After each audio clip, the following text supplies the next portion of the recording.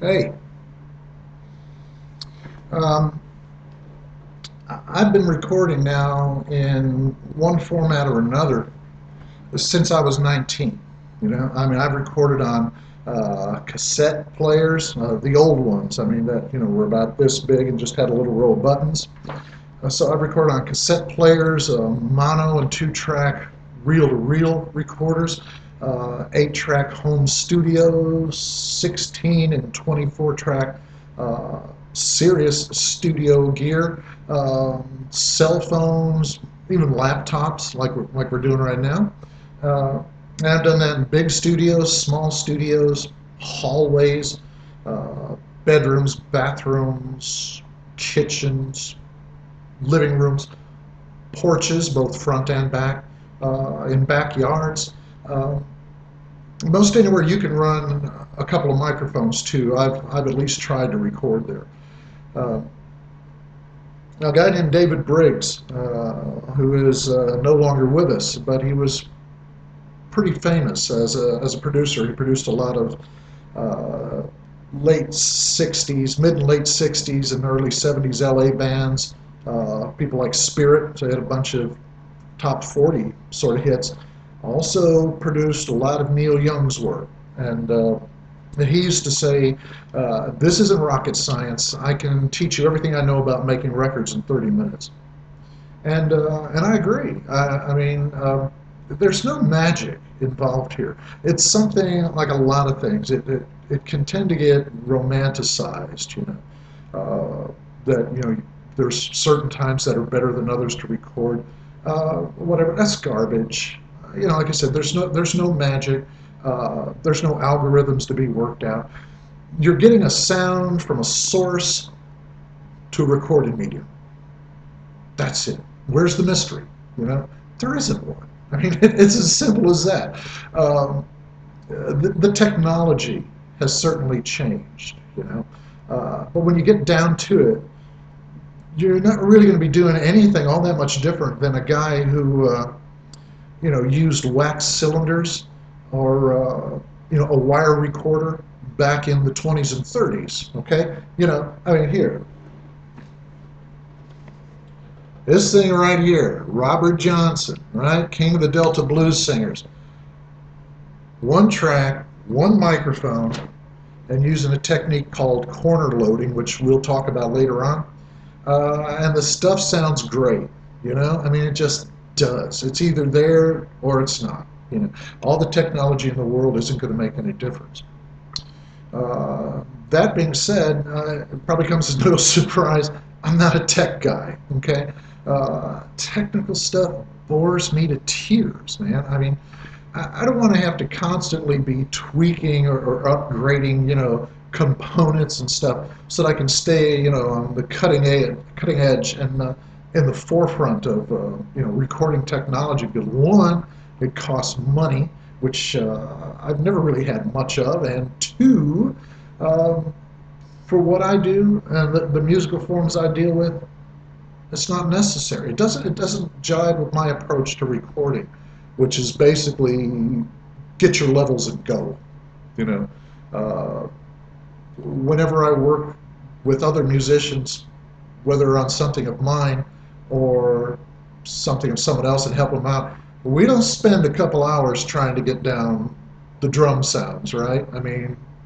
You know, come on, just do it. For my part, what I work with, I've used the same setup, which is a Tascam 488 uh, 8-track home studio setup, also known as the Ubermensch Recorders Mobile. Uh, I've used that for 21 years because for what I do, again, and with the musical forms I deal in, it works. You know, it gets the job done, and that's all that really matters. Um, Nowadays, hold on.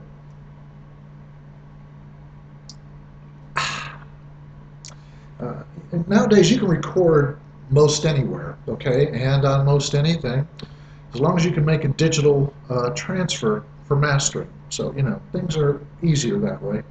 Uh, so that's the first question you have to ask. Well, what are you looking to do? Because that's going to determine what kind of equipment you're going to get. Okay.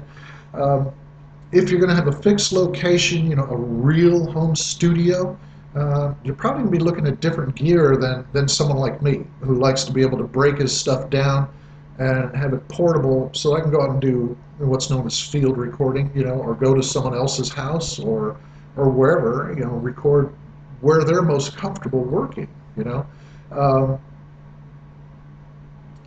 and also, and someone, like I said, someone who wants to do like, you know, Robert Johnson or Booker White, they can get by with, one or two tracks and one good microphone. That's it, and it's great, if they can do it. Whereas someone like, say, my son Spencer, who deals more in electronic sort of things, uh, he may not even need a microphone, but he needs plenty of tracks, So he's going to be, and other gear, so he's going to be looking at different stuff than me, someone like that. Uh, it's just the way it is, because he does things like making loops and layering beats and stuff, and which doesn't come into what I do. But for people who do that, they got a whole different set of requirements. So you gotta put some thought into this. Okay, you can't just run out and say and throw a bunch of money out and say, give me some gear, and now I'm going to record. Because your chances are you're going to end up with a bunch of stuff that may not be what you need, and they don't necessarily take the stuff back. So now there's a lot of trial and error involved, okay, in recording, and you can save yourself a lot of heartache by doing some basic research, ahead of time. And when I say research, I don't mean going down to half-price books or whatever, or going online and ordering up these how-to manuals, home recording for dummies. That's not research. That is throwing away good money on something that isn't going to give you a whole lot more insight into the recording process than the owner's manual that came with all that new gear you just bought. They're generic things, uh, not going to teach you how to really do it, how to really get those sounds that you want. Research, when I talk about it, it's looking up interviews and articles about the engineers and the producers, the men and women who actually make the recordings, finding out how they do what they do. That's one of the many things I miss about albums. They had liner notes that you didn't go cross-eyed and blind trying to read. Here's an example. I mean, looky here. You take this, if you're a vocalist, somebody, this album you got to listen to. It's called If I Could Only Remember My Name by David Crosby. Came out in 1970. Beautiful album to listen to, good to look at, gateful. And right here, this not only tells you who plays and who does what, it tells you the studios, it tells you the engineers, everything. It's all right there. And look here, even got pictures, so you can even see them. But, that's how you know. Here's another one, another favorite album a little later, mine, Backless by Eric Clapton. Okay? Shout out to my pal Jamie Oldacre. He's my Facebook pal and likes Indian food just like I do. And you look down here in the corner, this corner, and there it is. It tells you everything. Who's playing, who does what, who's recording, what studio they used. And this was important stuff.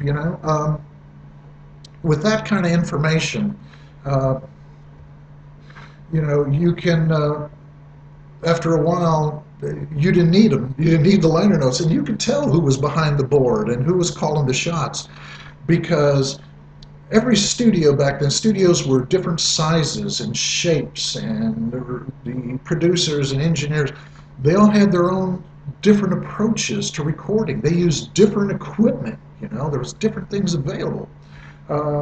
Basing Street Studios, for instance, that Island Records built, greatest piano sound in the world. I mean, I mean, so much to this day, my son Spencer, the electronic music guy, he can pick out that sound, I mean, from 20 paces, which pleases me no end, makes me feel I did something right as a dad. You know, and my kid can identify the piano sound at Island Records and Basing Street.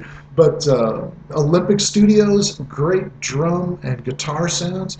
And in Alabama, at Muscle Shoals, I just this funky little place. It used to be an auto parts store, you know, but it was perfect for the soul and the rhythm and blues that came out of there. So, you know, get out your favorite CDs or albums and find out who actually made them. You know, if you like the way something sounds, find out who did it and how they did it. There's an incredible wealth of information out there now, thanks to the internet.